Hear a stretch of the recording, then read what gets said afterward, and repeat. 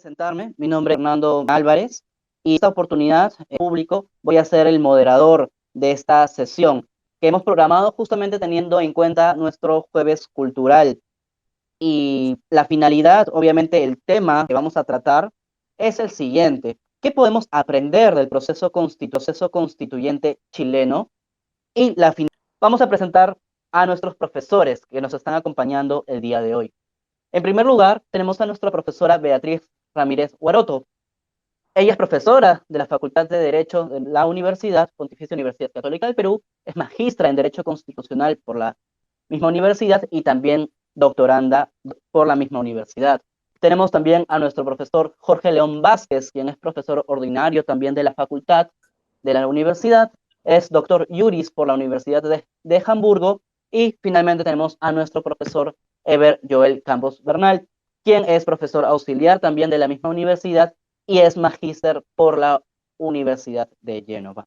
Para empezar, profesores, estimados profesores, vamos a establecer una pequeña... Voy planteando el primer tema, estimados profesores, y el primer tema es: ¿cuál es su opinión respecto al resultado obtenido este domingo en las urnas en nuestro país respecto a la aprobación de la nueva Constitución chilena? Adelante, profesora Beatriz, la escuchamos. Muchas gracias. Muchas gracias por la invitación a este Jueves Cultural Virtual. Buenas tardes a todas y a todos quienes nos acompañan. A ver, yo diría tres cosas sobre el resultado de este fin de semana en Chile. A mí me parece que es valioso que en la experiencia chilena todas y todos en nuestro país podamos reconocer cuáles son las etapas de un proceso constituyente. Que podamos reconocer que cuando una ciudadanía de un país decide iniciar un proceso constitucional, no solo se pronuncia sobre el arranque del proceso constitucional, es decir, sí queremos iniciarlo, sí queremos que estas personas sean las personas que lleven adelante el proceso, que es con la elección del órgano, en este caso la convención, sino particularmente sobre la decisión del final, el producto final. Porque tradicionalmente todas y todos asumimos que cuando las personas dicen sí queremos iniciar un proceso de reforma constitucional y ya elegimos a las personas que lo van a llevar a cabo, es como automático que el trabajo que estas personas hacen se va a aprobar, ¿no? Porque más o menos esa es la dinámica a la que estamos acostumbrados con el Congreso, ¿no? El Congreso les elegimos y tenemos que vivir con sus decisiones más o menos durante el tiempo de su mandato. Eso es más o menos lo que nos pasa aquí en el Perú. Entonces, para la ciudadanía creo que es importante ver que en el caso de las constituciones es diferente. Las constituciones son de tal magnitud y tienen tal relevancia social que suponen un proceso de elección no solo de entrada, sino de salida. Entonces, más allá de si les gusta o no a las personas que haya ganado el rechazo o están más de acuerdo con que hubiera ganado el apruebo, a mí sí me parece significativo el que sea como evidente que no es espontáneo y no es automático el que el resultado del trabajo constitucional de las personas elegidas por la población se aprueba automáticamente, sino que la ciudadanía tiene la posibilidad de elegir si le parece bien o si le parece mal. Ese es el nivel de acuerdo social que hay que tener detrás de una constitución, por lo que supone, por lo que significa una carta de ese tipo, ¿no? Y sobre este caso en concreto, sobre por qué ha ganado el rechazo en general, me parece que hay como varias razones que, bueno, las personas en Chile han ido discutiendo de lo que yo he ido siguiendo del proceso, ¿no? Pero a mí me queda como una gran idea fuerza, y es que el proceso gana su legitimidad no solo por digamos, lo bueno que es el texto o sus virtudes sustantivas, que se pueden discutir, si te pueden gustar más o menos las que tenía el texto que se puso a votación, sino que importa mucho también el componente procedimental, es decir, el comportamiento de y la actitud de las personas que forman el órgano constituyente, ¿no? Parte de los análisis que han trascendido un poco del medio chileno es que ha habido un gran desgaste de la población y una pérdida de credibilidad de las personas que fueron parte del órgano convencional por una serie de gestos, actitudes, en fin. Y eso creo que es relevante también para el caso peruano, porque muestra un poco el hartazgo que puede tener la población, la desconexión que puede tener con personas que ella misma ha elegido, ¿no? La ciudadanía misma elige aquí en el Perú también a los congresistas y después todos y todos estamos hartos de lo que hacen. Bueno, lo mismo puede pasar con un proceso constituyente, ¿no? Y eso puede explicar la distancia que hay con el fruto de su trabajo, independientemente de las virtudes que pueda tener, ¿no? Bueno, eso diría dentro. Muchísimas gracias, profesora Beatriz. Entonces, vamos ahora con el siguiente profesor, el profesor Jorge. Insisto, repito la pregunta para que nos comente cuál es su opinión sobre el resultado obtenido este domingo en Chile respecto a la aprobación del borrador propuesto por la Asamblea Constituyente. Muchas gracias, Fernando. En primer lugar, me parece importante precisar que se trata de un proceso claramente democrático. Creo que eso es lo primero que hay que resaltar, ¿no? Dado que se han aceptado tanto el inicio de este proceso constituyente, ¿no? El desarrollo del mismo y también los resultados de una manera democrática, digamos. No ha habido, hasta donde conocemos, disidencias o rechazos que no sean propios de las formas democráticas. Y eso es uno de los aspectos que debemos valorar, resaltar de este proceso constituyente.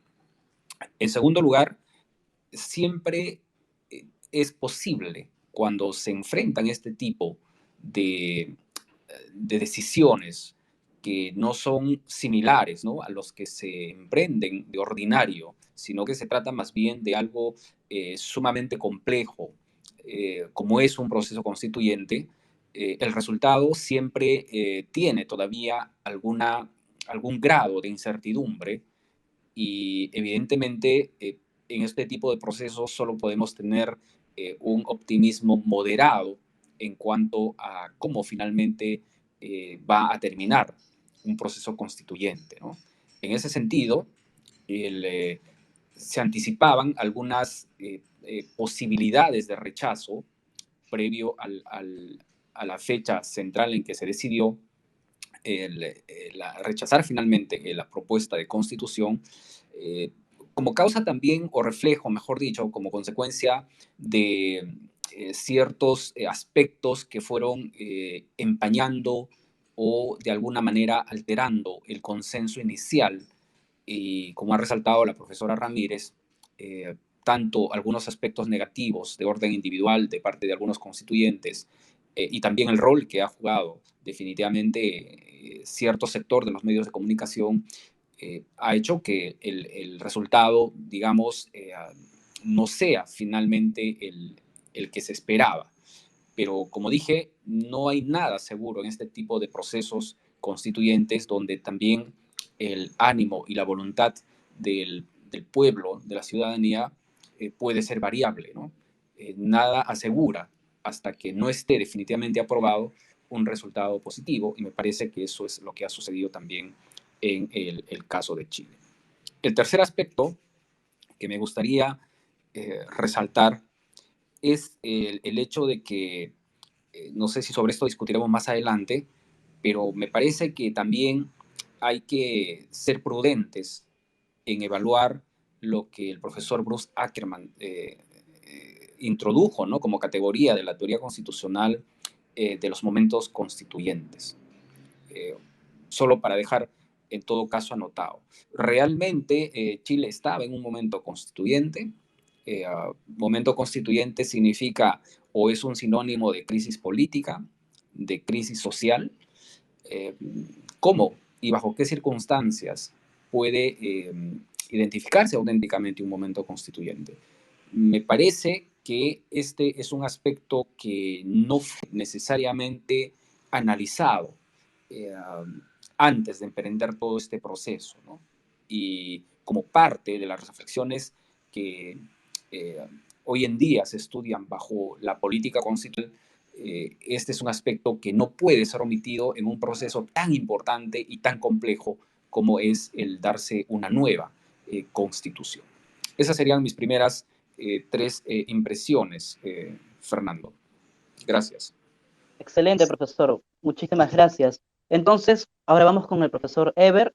Para quienes se unen recién, estamos respondiendo en primer lugar la pregunta sobre cuál es la opinión de nuestros profesores respecto al resultado obtenido este domingo en Chile, respecto a la aprobación del borrador propuesto por la Asamblea Constituyente. Adelante, por favor, profesor. Muchas gracias, Fernando. Y aprovecho también para saludar a Jorge y a Beatriz, que son además de colegas muy destacados, amigos también muy queridos y admirados. Eh, pues mira, yo tengo dos impresiones que quisiera compartir y una ligera, no diría discrepancia, pero sí quizá observación con algo que mencionaba Beatriz, que de repente luego vamos a tener oportunidad también de discutir. Mi primera impresión es que el momento constituyente tal no creo que se haya perdido. Me parece que en Chile todavía ese momento constituyente está presente. Me parece que en el año 2020, cuando fue la votación del, digamos, de si el pueblo chileno quería darse una nueva constitución, eh, la voluntad unánime fue que sí. Más del 80% de los ciudadanos que acudieron a votar en aquella oportunidad consideraron que era necesario reemplazar la constitución ahora mismo vigente, ¿no? La constitución aprobada durante la dictadura de Pinochet. Eh, Ese impulso me parece que con todo no se ha perdido. Lo que ha ocurrido es que el texto que la Convención Constitucional le propuso al pueblo de ese país no ha sido respaldado. No ha tenido, digamos, el mismo nivel de adhesión que en su momento tuvo la posibilidad de darse una nueva constitución. Entonces creo que es importante distinguir entre ambos planos, ¿no? Me parece que eh, esa inquietud, esa voluntad por aprobar un nuevo texto constitucional aún se mantiene. De hecho, personalidades muy renombradas de la sociedad chilena, antes de las elecciones de este fin de semana, decían que al margen, digamos, del rechazo que respaldaban, consideraban que era importante luego ver la forma de retomar el impulso inicial y proponer un nuevo texto a los ciudadanos, ¿no? Y esto tiene que ver con el segundo comentario que quisiera plantear, porque a mi modo de ver, y esto lo digo con toda humildad, ¿no? Porque creo que es importante resaltar el hecho de que siempre puede ser un poco eh, presuntuoso, digamos, comentar un documento, un texto jurídico que tiene pues unos elementos muy propios de la coyuntura de una comunidad que en este caso no es la nuestra. Entonces, haciendo esa salvedad, y desde un punto de vista estrictamente académico o técnico, me parece que el documento como tal no era muy consistente, ¿no? Me parece que el documento tenía algunas eh, dificultades, algunos problemas, incluso en el desarrollo de sus propuestas más significativas, ¿no? Para empezar, estamos hablando de un texto que tenía alrededor de 388 artículos y más de 50 disposiciones finales. Eso es bastante exagerado, ¿no? Los textos constitucionales tienden a ser más bien escuetos, tienden a ser más bien concisos, porque lo que buscan es siempre ser un punto de partida, ¿no? Un punto de partida, pues naturalmente para la dinámica y la evolución presente en toda sociedad democrática. Si es que son constituciones de detalle, eso en lugar de resolver problemas puede generarlos, o en todo caso puede profundizar algunos que ya existían. Entonces, me parece que desde ese punto de vista formal había ahí ya un primer problema. Y luego me parece que algunas partes de la Constitución, concretamente la relativa a la parte orgánica, eh, no eran muy armónicas con la tradición constitucional y política de ese país, ¿no? Sin que eso signifique que no se puedan hacer cambios. Siempre es posible innovar, pero esa innovación me parece que tiene que, de algún modo, enlazarse con lo que existía, porque cuando el cambio es demasiado abrupto, eso puede generar resistencias, ¿no? Concretamente, lo que pasaba en Chile es que se estaba eliminando el Congreso bicameral, se mantenía la Cámara de Diputados y el Senado era reemplazado por una suerte de Cámara de las Regiones, ¿no? Que fue un poco el término técnico que se utilizó. Y esa Cámara de las Regiones no era en estricto un Senado, era una suerte de asamblea de representantes regionales, pero con competencias y funciones no muy bien delimitadas. Y eso, por la experiencia que nosotros mismos hemos tenido en los últimos años, puede generar problemas o crisis políticas, ¿no? Eh, y además, la constitución, la propuesta de constitución, tenía el inconveniente de que no planteaba fórmulas de solución justamente de esas crisis políticas potenciales. Yo estoy muy sensibilizado con eso porque es un poco la línea de investigación que estoy desarrollando ahora. eh, y me parece que es súper importante que la Constitución esté en capacidad de generar espacios para superar potenciales impases políticos. Me da la impresión que en ese aspecto, concretamente, la propuesta de Constitución no fue muy prolija. por no mencionar otros problemas que posiblemente el texto constitucional podría tener, sin perjuicio de que naturalmente pues tuviera también otras cosas muy positivas, ¿no? Que es bueno resaltar, ¿no? Como todo. Pero me parece que haciendo las sumas y las restas, el texto generaba desconfianza, y a eso habría que sumarle un tercer aspecto, ¿no? Y ahí enlazo un poco con la observación que quería hacer al comentario de Beatriz. Eh, y es que este plebiscito de salida estuvo muy vinculado de algún modo con la legitimidad o el respaldo político del presidente Boric. Es decir, el plebiscito de salida, en lugar de concentrarse únicamente en lo que respecta a la valía del proyecto de constitución propuesto por la Convención Constitucional, de algún modo se convirtió también en una oportunidad para expresar el nivel de apoyo o rechazo al gobierno del presidente Boric. Se contaminó, mejor dicho, el plebiscito. Y eso tiende a ser algo que suele presentarse en este tipo de consultas populares. Sin ir muy lejos, fue lo que pasó, por ejemplo, el año 2018 en nuestro país, ¿no? Cuando el presidente Vizcarra convocó a una consulta popular para la aprobación de 4 reformas constitucionales que previamente habían sido deliberadas y aprobadas por el Congreso. Esas 4 reformas constitucionales estuvieron directamente relacionadas con una suerte, digamos, de referéndum sobre la legitimidad del presidente Vizcarra, ¿no? Al punto que la opción que el presidente Vizcarra defendió, ¿no? La del sí, sí, sí, no, ustedes recordarán, fue la que se impuso, y la que se impuso además de manera contundente, ¿no? Y esa decisión, al final del día, fue interpretada como un respaldo al presidente Vizcarra, respaldo que él no tuvo directamente, porque él no fue elegido de manera, digamos, abierta como presidente de la República, ¿no? Él asumió, digamos, la presidencia producto de la sucesión presidencial por ser parte de la plancha presidencial que integró en su momento Pedro Pablo Kuczynski. Entonces, claro, ese referéndum del 2018 un poco sirvió para legitimar ese ejercicio del poder, ¿no? Del presidente Vizcarra. Y aquí va mi observación, ¿no? Porque Beatriz decía que en los procesos constituyentes tienen un mecanismo, digamos, de elección, un desarrollo que es diferente al que está presente en el caso de, por ejemplo, las normas que aprueba el Congreso, ¿no? En donde nosotros elegimos a nuestros representantes y ellos en nuestro nombre aprueban la legislación ordinaria. Eso es verdad, pero, y esto es algo en todo caso que podríamos de pronto conversar luego, no necesariamente la fórmula a emplear es la fórmula de plebiscito de entrada, trabajo de una asamblea constituyente o de una convención constitucional y plebiscito de salida. Esa es una fórmula legítima, válida. De hecho, hay teóricos prominentes, ¿no? Como John Elster, que la recomiendan, pero no es la única.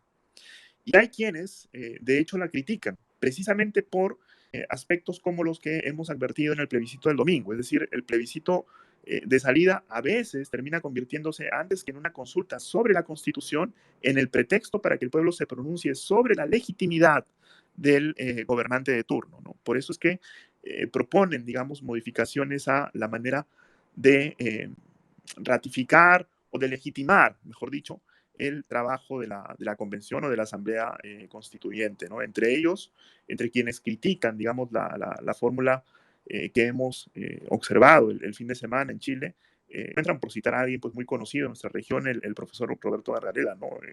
Que ha escrito muchas cosas sobre esto y que justamente llama la atención sobre el riesgo que existe acerca de que la elección, digamos, la votación de salida se convierta en una suerte de extorsión electoral, ¿no? Pero lo dejo ahí con cargo a conversar más sobre eso en la siguiente intervención. Muchas gracias, profesor. Y en general, profesores, bastante interesantes sus intervenciones. Para rescatar algunos puntos, algunos temillas que podemos, que podemos desarrollar sobre lo que han mencionado, por ejemplo, está el de la voluntad del pueblo chileno de cambiar la constitución vigente, ¿no? Una voluntad que, a pesar del resultado del domingo, se sigue manteniendo, ¿no?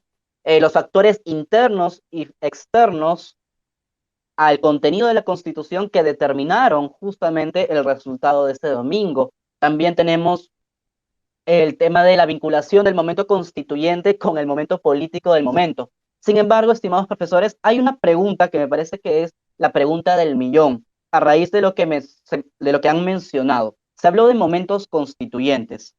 La pregunta es, el Perú en este momento, en el contexto actual, se encuentra en un momento constituyente? Adelante, profesora Beatriz, y tal vez, además de su respuesta, si tal vez desea comentar por alusión lo que ha mencionado el profesor Eber, los profesores. Muchas gracias. Sí, me gustaría volver sobre el punto, ¿no? Yo soy de las que cree que para la reforma constitucional sí es necesario un pronunciamiento de salida, ¿no? O sea, digamos, quienes tenemos una vía Twitter hemos podido ver los comentarios de Garralera también a propósito del resultado.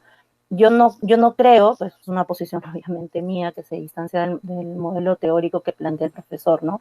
Que se llama contaminación del proceso por variables políticas, esté mal per se, porque la Constitución es un documento político y jurídico. Y en esa medida, en tanto documento político, se requieren pues amplios niveles de consenso cuando lo que tú quieres hacer es una reforma de carácter total, como las que se emprenden en un momento constitucional que supone hacer una reforma completa de una constitución, ¿no? Al menos en un modelo, pensando en un modelo como en el peruano, en el que nosotros le encargamos reformas parciales o tendemos a encargarle reformas parciales al Congreso, y reformas, digamos, más totales están pensadas. Bueno, la idea es que ahora eso se encarga un modelo más de asamblea, ¿no? Que nosotros no tenemos previsto así tal cual, pero es hacia donde en teoría caminamos. Y el proceso chileno es por eso muy ejemplificador, ¿no? Por eso, digamos, yo reitero para quienes se han unido, ¿no? Lo que yo sostenía al inicio es que a mí me parece, o sea, a mí me persuaden aquellos modelos de reforma constitucional que le permiten a la población no solo pronunciarse al inicio, sino que al final también. Y a mí me parece que el que haya un cambio de humor, consenso político, rechazo al producto final constituyente o convencional, y que eso impacte en el resultado final, puede gustarte o no, y puede uno estar más o no de acuerdo con el resultado final, y sin embargo eso es, y retomaría un poco la idea central que presentó el profesor León, eso es democrático, justamente porque lo que tú vas a hacer es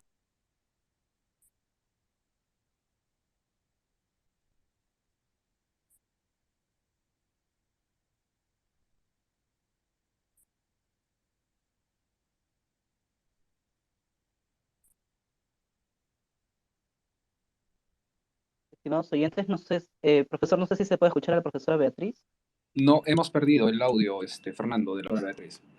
Ah, eh, a ver, entonces, profesores, mientras se va reincorporando la profesora, vamos, profesor León, con la pregunta planteada. Entonces, el Perú se encuentra en este momento en, valga la redundancia, en un momento constituyente.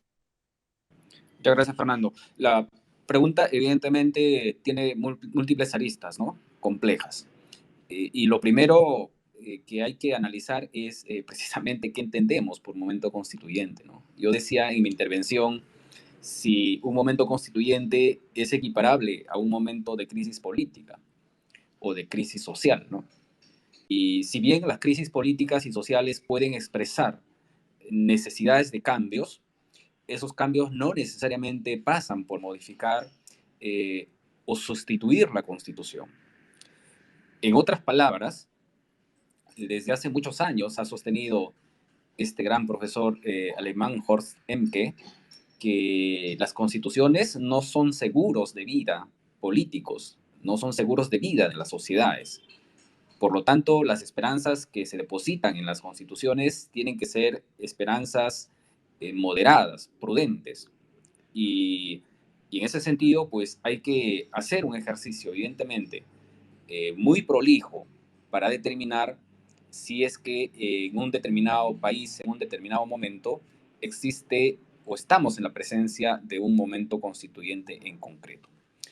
Ahora, yendo al punto, en el Perú, nuestra particularidad de coyuntura es que la propia Constitución se ha convertido en fuente de conflicto.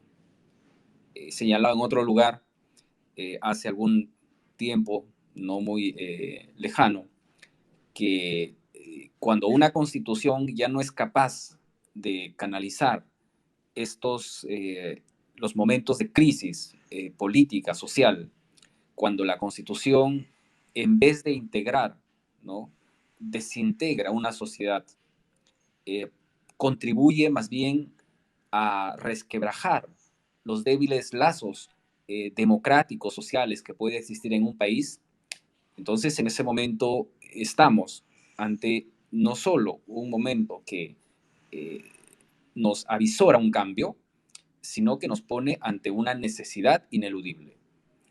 En ese sentido, el momento constituyente puede tener manifestaciones más o menos claras también, porque como concepto, el momento constituyente no es un concepto que nosotros podamos asignarle una fecha de inicio y una fecha de término, ¿no?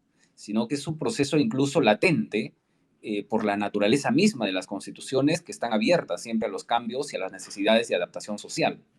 Por eso es un error pensar que el momento constituyente inicia y termina en un momento dado, ¿no? Creo que el enfoque en sí de si estamos ahora mismo en el Perú frente a un momento constituyente pasará por determinar también hasta dónde este grado, ¿no?, de crispación política es más bien expresión justamente y de manera auténtica y real de una constitución que ya no canaliza estas crisis políticas, ¿no? O una constitución que ha sido desbordada por los problemas que en términos formales deben ser canalizados por las vías de solución que la propia constitución contiene.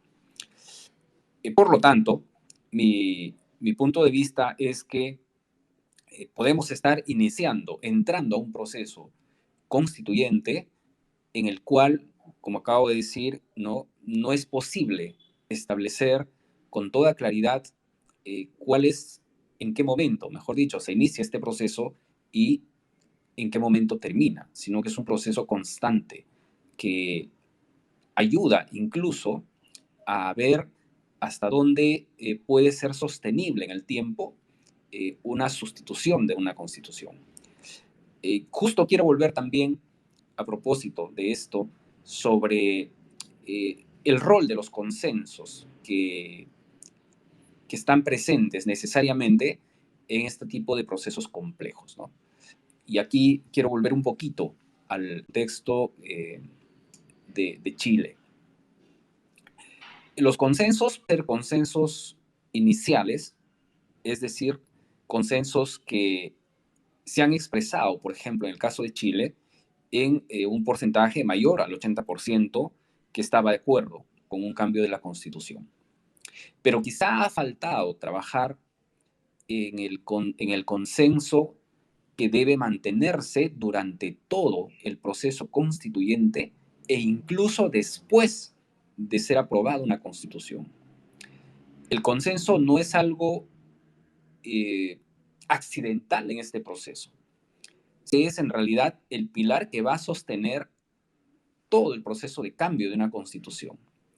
E incluso hay que trabajar, y quizá de manera mucho más intensa, en el consenso posterior, luego de aprobarse una constitución, para ver cómo esta se convierte en una constitución sostenible y que realmente va a canalizar las expectativas depositadas en este nuevo texto normativo. Y creo que ahí no ha habido una mirada, digamos, de consenso duradero, sostenible, para asegurar no solo estos acuerdos a nivel de la formación de la Constitución, y no me refiero a un concepto formal, es decir, entre los que han sido elegidos miembros de la Convención Constituyente, sino me refiero justamente a que esos consensos tenían que ser sostenidos directamente frente a la población, a través, por ejemplo, de una difusión adecuada de los trabajos de la convención. Con una constitución, con un proyecto de constitución, con un total de 445 artículos, incluido las 57 disposiciones que tiene, las disposiciones transitorias que tenía el proyecto de constitución de Chile, se tenía que hacer un trabajo evidentemente muy intenso frente a la sociedad, que finalmente es la que va a decidir si acepta o no la Constitución. Y eso es parte precisamente de salir de los consensos formales para ir directamente a la ciudadanía y que pueda haber en la nueva Constitución, como decía el profesor Heberle, un reflejo de sus esperanzas, ¿no? Que depositen en este nuevo texto una visión prudente de qué sociedad quieren construir. Entre nosotros es prácticamente nulos los estudios sobre política constitucional. Y creo que en Latinoamérica también hace falta este tipo de disciplina, que no debe ser confundida con la teoría de la Constitución ni tampoco con la ciencia política. Y si bien se nutre, evidentemente, de estas materias, pero creo que eso es lo que de alguna manera ha faltado también en este proceso, ¿no?, complejo de aprobación de una nueva constitución. Entonces me quedo con estas dos ideas, ¿no? La primera, con respecto al contexto peruano, es que cuando la constitución misma se convierte en la fuente de conflicto y ya no es capaz de integrar a una sociedad, entonces, desde mi punto de vista, estamos entrando a un proceso de sustitución de una constitución. Y la segunda idea que quiero enfatizar es que en los procesos constituyentes es necesario los consensos formales, pero más importantes son los consensos materiales, es decir, aquellos que se manifiestan en un acuerdo constante en el tiempo y más allá de los momentos en que se elabora una constitución, ¿no? Ese sentido de duración del consenso es lo que finalmente, desde mi punto de vista, hace que también las constituciones nuevas que son aprobadas puedan tener también una mejor perspectiva de futuro, de poder canalizar las expectativas, las esperanzas de un pueblo y convertirse además también en un motivo, ya no solamente de una expresión democrática, sino también de un motivo de júbilo del pueblo que aprueba una nueva constitución. Ya quisiéramos nosotros tener en nuestros contextos, ¿no?, latinos, esas formas de celebración y de júbilo cuando una constitución, por ejemplo, en Italia o en Francia o en Alemania, se celebran los aniversarios de las constituciones como fiestas nacionales, ¿no? Lo que de alguna manera expresa precisamente este concepto de consenso material de la cual he venido hablando y me he referido en esta parte de mi intervención. Muchas gracias, Fernando. Gracias a usted, profesor. Profesora Beatriz, ¿logra escucharnos? Sí, perdón por todas y todos, que gracias a Movistar me quedé sin internet. No se preocupe, profesora.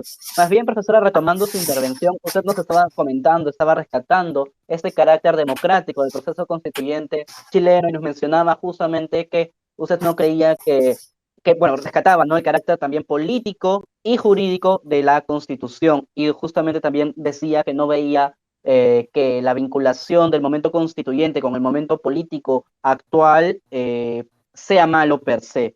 Entonces, profesora, retomando su intervención, para recordarle también a nuestros oyentes cuál es la pregunta, el Perú se encuentra en estos momentos en un momento constituyente en los términos que han sido planteados. Gracias, Fernando, por el pase, con las disculpas reiteradas por el lapsus internet. Yo creería en la línea de que es necesario un pronunciamiento de la ciudadanía, tanto al inicio como en quienes van a elegir como al final, que siguiendo un poco el razonamiento que ha tenido el profesor León, para ver si en un determinado contexto nacional, por ejemplo, como el nuestro, los determinados conflictos sociales expresan que una mayoría de la ciudadanía no se siente representada por nuestra carta vigente, por ejemplo, la del 93, para comprobar que eso es así, la única forma que tienes, o sea, más allá de las posiciones que la ciudadanía en general pueda tener, o las profesoras o los profesores podamos tener, es permitirle a la población tener la iniciativa ciudadana de emprender los cambios, ¿no? O sea, por eso a mí me parece mal todo aquel modelo que busca recortarle a la ciudadanía la posibilidad de presentar iniciativa ciudadana de consulta popular sobre la materia. Porque creo que si uno quiere comprobar justamente el momento al que aludía el profesor León, lo que tú le tienes que permitir a la ciudadanía es votar al respecto, o sea, pronunciarse al respecto. Si, por ejemplo, en el Congreso de la República tú no encuentras los consensos necesarios para poderlo permitir, o sea, para permitir ese proceso, como fue en el caso chileno, y de hecho aquí en el caso peruano no tenemos una correlación de fuerzas que lo permita, sí debería estar posibilitado que por iniciativa ciudadana se demuestre o no numéricamente si para un conjunto de la población es relevante. Quizás no lo es, o sea, de repente no lo es relevante. De repente un grupo de la población consigue movilizar el tema, pero a la hora de la votación gana el no. Entonces eso te permite a ti comprobar, como se comprueba en una democracia en la que hay tantas millones de personas involucradas como sucede en los países, si sí o no, ¿no? Entonces yo creería que aquí en el Perú hay una discusión al respecto, digamos que divide, tienes personas cogiendo firmas para que no se pueda siquiera abrir la discusión, tienes más bien personas cogiendo firmas para que sí se pueda abrir la discusión. Y tienes al Congreso más bien cerrando puertas para que se haga la discusión. Entonces creo que eso prueba que es un tema que polariza. O sea, de por sí daría ya un indicador de que el marco constitucional vigente, digamos, parte aguas, con lo cual digamos, ya tenemos un check del momento constituyente, digamos, cumplido. Sin embargo, creería que más allá de las especulaciones, es la ciudadanía nuevamente la que tendría que pronunciarse, ¿no? Y por eso es que creo que de la experiencia chilena, que es un poco lo que nos ocupa hoy día en el espacio que tenemos, uno debería rescatar que si en el Congreso no hay los acuerdos para apreciar el pronunciamiento ciudadano sobre si sí o no existe esa voluntad, entonces debiera permitirse más bien la iniciativa ciudadana directa para pronunciarse al respecto sobre si sí o no. Y ahí toca aceptar lo que diga la mayoría, ¿no? Si la mayoría dice que sí, bien, veremos el proceso y votaremos sobre lo que voten. Si la mayoría dice que no, pues a todos y a todos también nos tocará aceptar ese no, ¿no? Y mirar si, a pesar de un no, como sucede en Chile, continúa una voluntad de cambio, ¿no? Yo también considero que los momentos constitucionales son, digamos, más permanentes en la línea de lo que se ha mencionado, pero también creo que en tanto permanentes puede cambiar el sentido de la ciudadanía, ¿no? La ciudadanía podría llegar a un punto en el que está harta del asunto, le preocupan otros intereses y ya no quiere saber nada de estar eligiendo constitucionales, no quiere elegir ya más, porque ya obtuvo un resultado del no y ya no quiere saber nada. Por más que hace un par de años haya dicho que sí. ¿Eso puede pasar? Sí. ¿Eso es legítimo? Desde mi punto de vista, sí. Pero yo creo que los movimientos de la ciudadanía hay que escucharlos justamente porque lo que tú quieres representar es un nivel de consenso social. Entonces, me parece también que hay que aceptar que se hagan, y me parece bien que en Chile estén viendo la viabilidad de continuar con el proceso, me parece bien, pero también es una posibilidad que no sea viable, pues continuar con el proceso. De repente ni las fuerzas políticas tienen la posibilidad de hacer acuerdo, ni tampoco hay el respaldo ciudadano para hacerlo, porque el respaldo ciudadano constitucional creo que también es cambiante. Como cambiantes somos nosotros en nuestra propia vida, respecto a nuestras propias decisiones. Las sociedades también cambian, ¿no? Entonces, en esa medida creo que es también importante no tener esta situación, esta sensación de injuntabilidad, de que, bueno, en un momento se decidió y cómo se decidió, entonces esa mayoría se mantiene en el tiempo imperecedera. En tanto, el momento constitucional es un proceso, creo que lo que tendríamos todas y todos que tener presente es que eso puede también cambiar y eventualmente puede pasar de un sí a un no y de un no a un sí. Gracias. Muchas gracias, profesora Beatriz. Y finalmente vamos con nuestro profesor Ever, justamente para que dé respuesta a la interrogante sobre si estamos en un momento constituyente o no. Adelante, por favor, profesor. Gracias, Fernando. Pues yo tengo dos comentarios ahí, ¿no? Me parece que el término momento puede ser un poco confuso. O sea, no hablamos de momento como un instante, ¿no? Como quien dice, ahora mismo hay un momento constituyente y la gente quiere ir a cambiar la constitución. El momento viene a ser un poco la expresión de un proceso que se gesta en un lapso de tiempo más o menos prolongado. En el caso de Chile, había una inquietud a favor del cambio constitucional, no solo desde el año 2019, sino desde mucho tiempo atrás. Y esa inquietud termina por tener su cenit, su punto de algidez máximo en el año 2019 con esas protestas pues masivas, ¿no? de octubre, ¿no? de aquel año, y que dieron pues luego pase a que los representantes políticos se pusieran de acuerdo en una fórmula que permitiera la convocatoria a un proceso constituyente, a pesar de que en un primer instante no estaban a favor de eso, pero en realidad el impulso, la movilización social los llevaron a estar de acuerdo con esa propuesta. Entonces, cuando hablamos de momento, tenemos que entender que en realidad nos referimos a un proceso. En el caso del Perú, me parece que ese proceso podría, y lo pongo en condicional, estar en marcha, pero de ningún modo creo ha llegado a su cenit, ¿no? A su punto máximo. Por el contrario, me parece que ahora mismo las preocupaciones y las urgencias de la sociedad están en otro lado. Me parece que ahora mismo hay una preocupación muy grande por cómo resolver problemas vinculados con la provisión de servicios públicos, cómo superar esta crisis política que nos tiene ya padeciendo hace bastante tiempo, cómo resolver la crisis que nos ha dejado la pandemia. Entonces tengo la impresión de que ahora mismo la ciudadanía está con interés de atender esa problemática antes que ir adelante con un proceso de cambio constitucional, sin que eso signifique, y hago la salvedad, de que el proceso como tal, de algún modo, no se esté gestando, ¿no? De repente, en algunos meses, en algunos años, eso no es algo que se pueda definir con un cronograma, podamos asistir a un evento real de cambio constitucional, ¿no? Pero ahora mismo siento que no es el caso. Y hacia eso apunta también mi segundo comentario, ¿no? Los procesos de cambio constitucional nunca funcionan de arriba hacia abajo. En la experiencia comparada siempre son consecuencia de movilizaciones sociales muy grandes, en donde hay un consenso, por lo menos a nivel de lo que el pueblo en su inmensa mayoría considera a favor del cambio de régimen político, de régimen económico, de régimen social, y que se traduce luego en la propuesta de una nueva constitución. Los procesos que se imponen, los procesos que son más bien consecuencia de la mirada de un sector en particular, no tienden a ser exitosos, ¿no? Tienden a ser más bien elitistas o tienden a ser más bien una oportunidad para avanzar objetivos políticos, no necesariamente objetivos relacionados con el proceso de cambio constitucional. Y finalmente, y un poco retomando también el punto sobre el que estábamos conversando en la sección anterior, creo que es necesario prestar atención antes que al tema del referéndum y de la consulta popular, que puede ser en todo caso un instrumento valioso, tampoco que debiéramos descartarlo, pero creo que antes que concentrarnos únicamente en eso, como un medio para garantizar la legitimidad del producto de una convención o de una asamblea constituyente, debiéramos preocuparnos por el proceso en sí, ¿no? Por cómo logramos que los ciudadanos se involucren en el proceso de elaboración de una nueva constitución, ¿no? Como ha ocurrido en Chile, en donde al principio la movilización social generó espacios de participación y de diálogo pues, muy fluidos, ¿no? Entre la sociedad y la clase política, o la élite política, digamos. Pero que luego eso se fue de algún modo atenuando, ¿no? Yo creo que el trabajo de la Convención Constitucional no fue, desde ese punto de vista, lo suficientemente inclusivo y participativo como debió ser, ¿no? Y hay quienes consideran que ese fue una de las razones principales por las cuales el proyecto de su trabajo no logró la adhesión y el respaldo suficientes.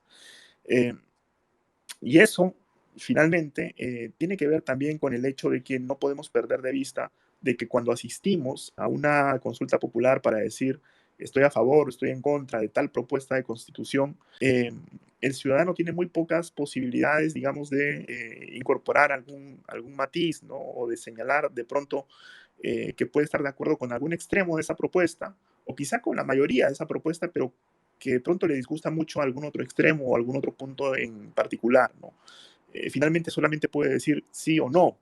Y eso puede ser tremendamente reduccionista. Si es que no ha habido previamente un trabajo de inclusión, de diálogo, de participación, de concientización más o menos eficiente, es muy difícil que luego una simple consulta popular sirva realmente como una garantía de legitimidad del producto de la Asamblea o Convención Constitucional a cargo de la elaboración del anteproyecto, ¿no?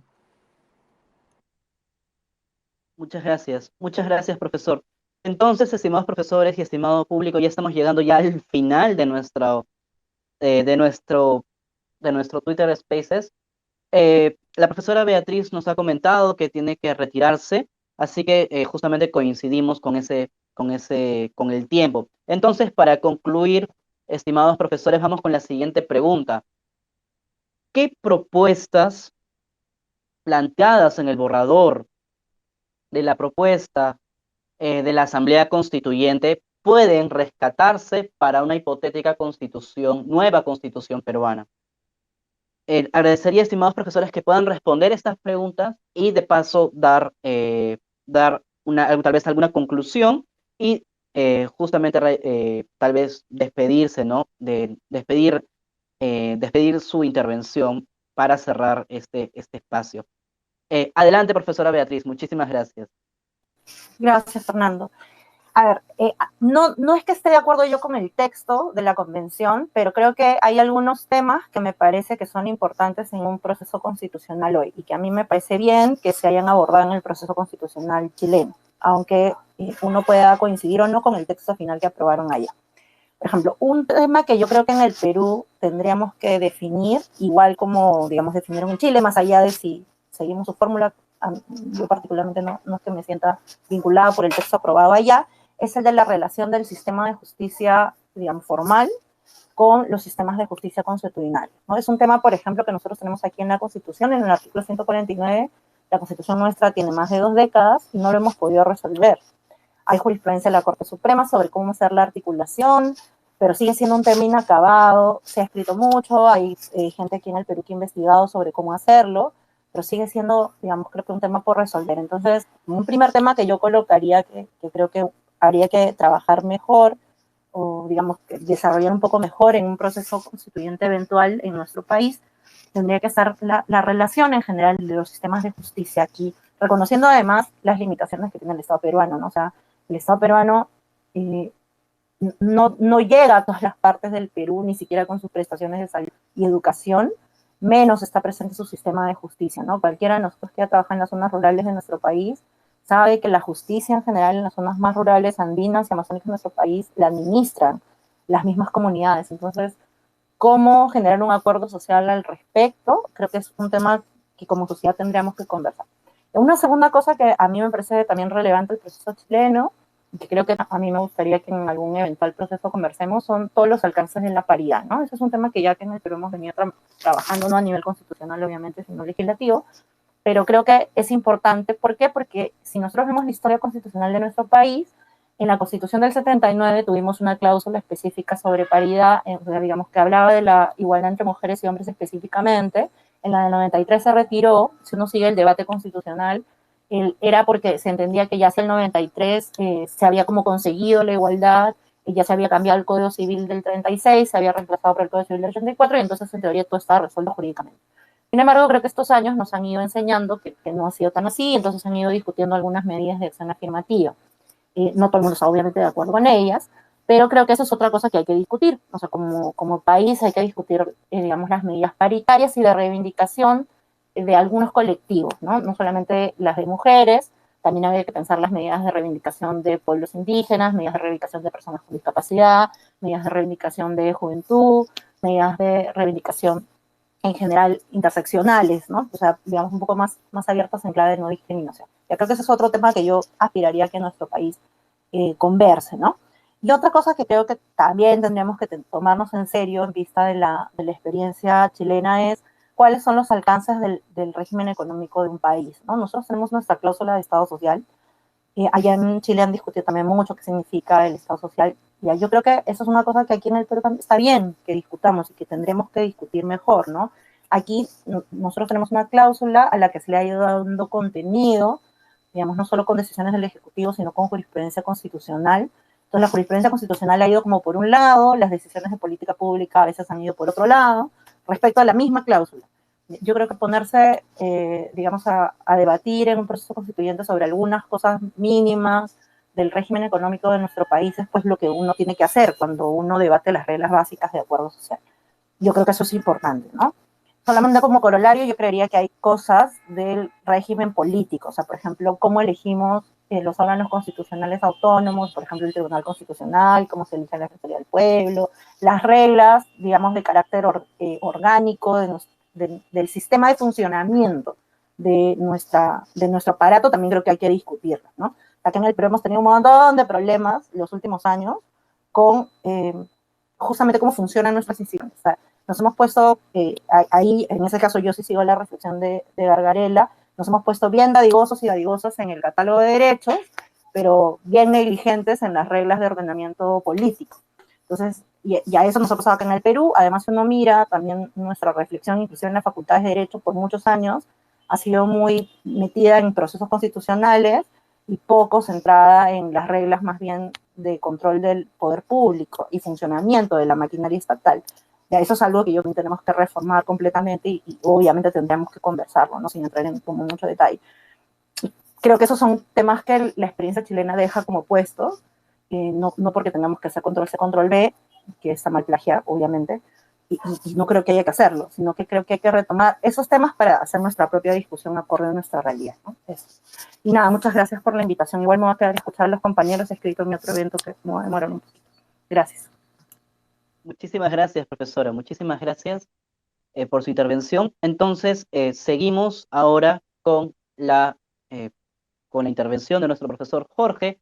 Repito la pregunta para quienes recién nos acompañan. La pregunta es, ¿qué aspectos podemos rescatar de la propuesta del borrador de la propuesta de la Asamblea Constituyente chilena? Esa es la pregunta. Adelante, por favor, profesor.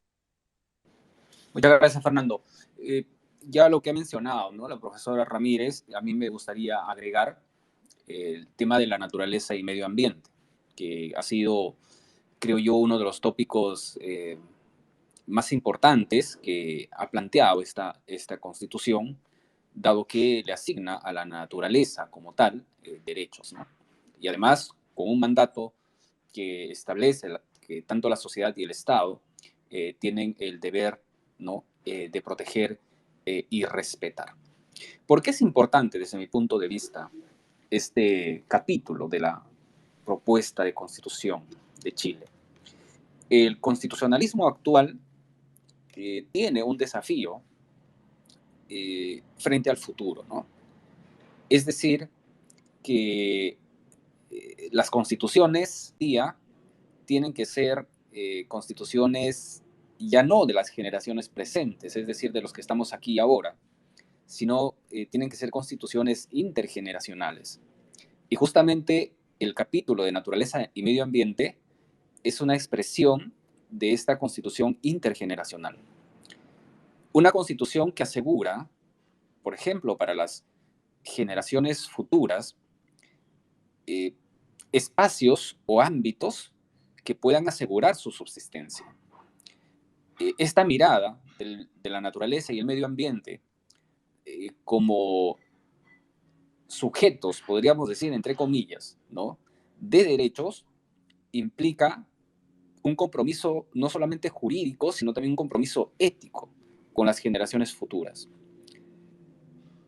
Y en ese sentido, me parece que el espíritu y el ánimo que está detrás de esta forma, como se ha trabajado el capítulo de naturaleza y medio ambiente, expresa muy bien esa preocupación del constitucionalismo actual por cómo hacer, ¿no?, y con qué mecanismos, y sobre todo, ¿no?, bajo qué grado de responsabilidad debe pensarse hoy en día también en derechos incluso de los que todavía no han nacido.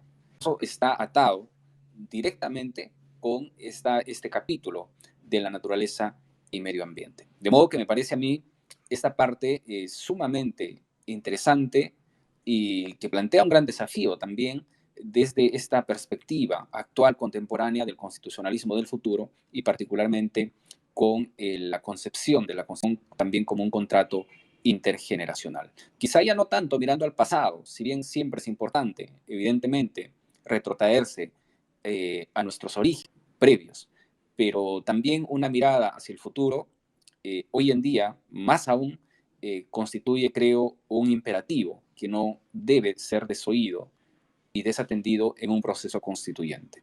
Y justamente con este tema es que quiero regresar, por ejemplo, al preámbulo de la Constitución chilena, que es un preámbulo extremadamente breve y creo que no hace honor al significado constitucional y social de lo que es un preámbulo. Hay lamentablemente la tendencia extendida, incluso en las compilaciones normativas, acá en Perú sobre todo, donde el preámbulo pasa a veces como una cuestión simplemente accesoria, ¿no? O se tiene como una introducción cualquiera dentro de los textos constitucionales. Y eso no necesariamente es así. El preámbulo es, como se ha definido en la doctrina, la constitución de la Constitución, ¿no? Entonces, el preámbulo es también un instrumento sumamente importante de legitimidad, lo que se llama, ¿no?, de legitimidad de origen, pero también legitimidad de ejercicio.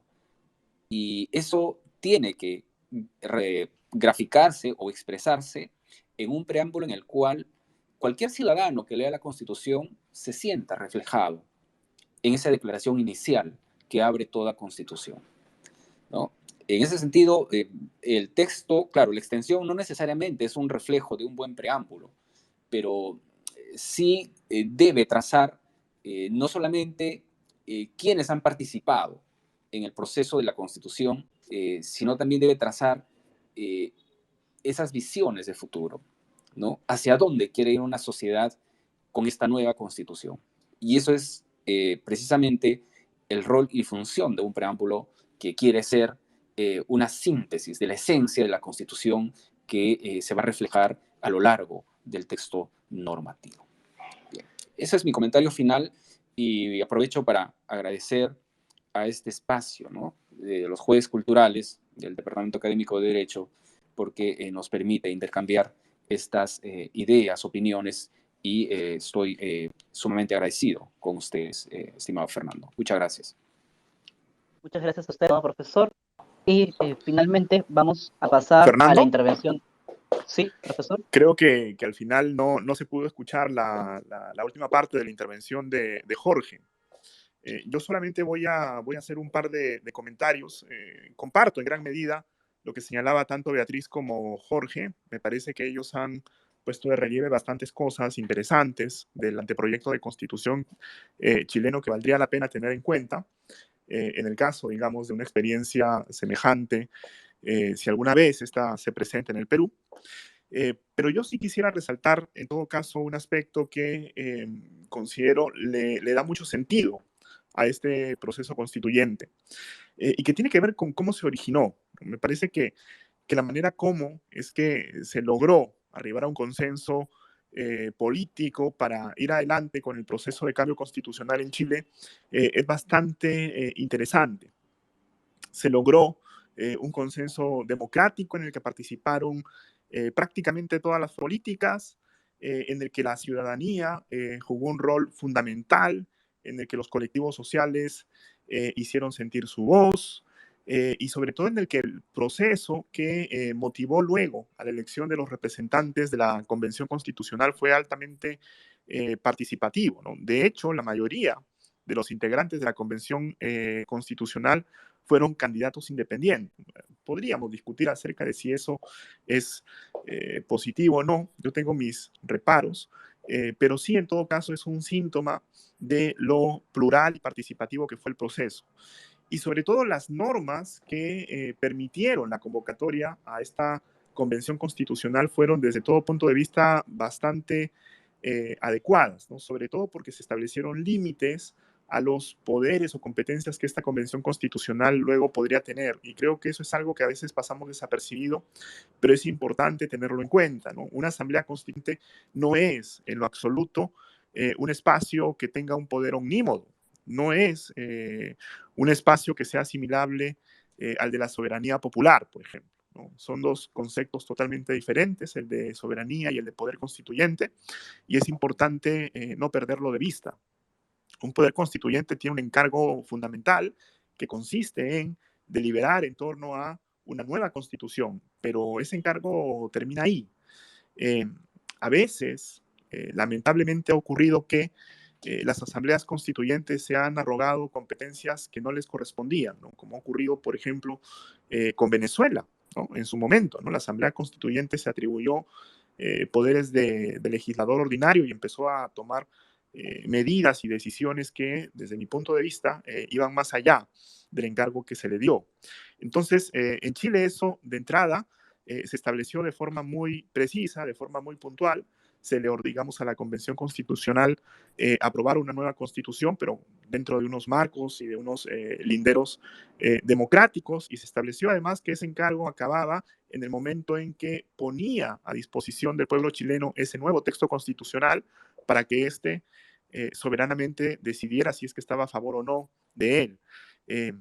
Y el haberlo establecido de esa manera me parece que fue un acierto y algo que no debemos perder de vista, insisto, en caso de que esa oportunidad se presente a futuro en nuestro país. Dicho esto, aprovecho para agradecer nuevamente por la invitación y para extenderle también un gran saludo tanto a Beatriz como a Jorge. Siempre es un gusto conversar con ellos y también a quienes nos escuchan, ¿no? Muchas gracias. Muchas gracias a usted, estimado profesor. Y estimados profesores, estimado público, así es como damos por cerrada nuestra primera sesión de Twitter Spaces por medio de la Facultad de Derecho de la Pontificia Universidad Católica del Perú. Es el primer Twitter Spaces de este semestre 2022-2. La verdad, personalmente considero que se han quedado muchos temas en el tintero. El tiempo nos ha quedado bastante corto, así que, estimados profesores, yo la verdad quisiera que pueda haber otra oportunidad para poder conversar con ustedes aquí, con nuestro público, sobre estos temas para poder dialogar, para poder intercambiar ideas y seguir escuchando todos sus aportes, estimados profesores. Entonces, estimado público, les agradecemos por habernos acompañado a lo largo de esta jornada de Jueves Cultural. Esperamos verlos el próximo jueves con un nuevo programa y tal vez con nuestros profesores para poder hablar, para poder seguir conversando sobre este tema tan interesante. Muchísimas gracias, profesora Beatriz Ramírez. Muchísimas gracias, profesor Jorge León Vázquez. Muchísimas gracias, profesor Eber Campos Bernal. Les agradecemos muchísimo y nos vemos en la siguiente transmisión. Cuídense mucho, por favor. Hasta luego. Muchas gracias. Saludos a Gracias. todos. Hasta luego. Cuídense. Saludos, Igual, Ever. saludos. Saludos, Beatriz. Hasta luego. Saludos, Hasta luego. saludos. Gracias, un gusto. Hasta luego, profesor. Hasta luego, profesores. Cuídense mucho. Nos vemos, estimado público. Hasta luego. Hasta la próxima.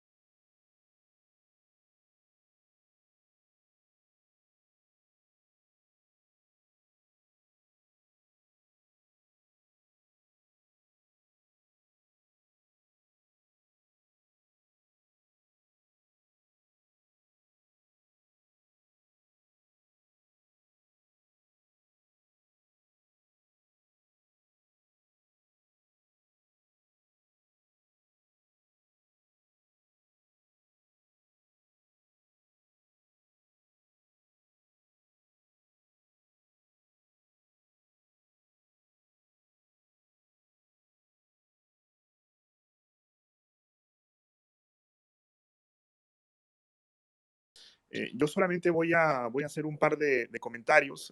Comparto en gran medida lo que señalaba tanto Beatriz como Jorge. Me parece que ellos han puesto de relieve bastantes cosas interesantes del anteproyecto de constitución chileno que valdría la pena tener en cuenta en el caso, digamos, de una experiencia semejante, si alguna vez esta se presenta en el Perú. Pero yo sí quisiera resaltar, en todo caso, un aspecto que considero le da mucho sentido a este proceso constituyente y que tiene que ver con cómo se originó. Me parece que la manera como es que se logró arribar a un consenso político para ir adelante con el proceso de cambio constitucional en Chile es bastante interesante.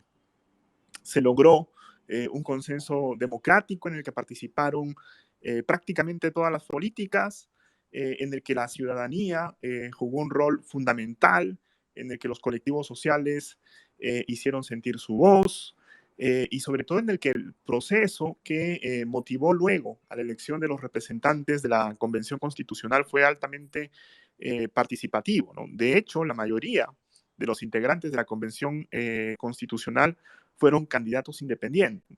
Podríamos discutir acerca de si eso es positivo o no. Yo tengo mis reparos, pero sí, en todo caso, es un síntoma de lo plural y participativo que fue el proceso.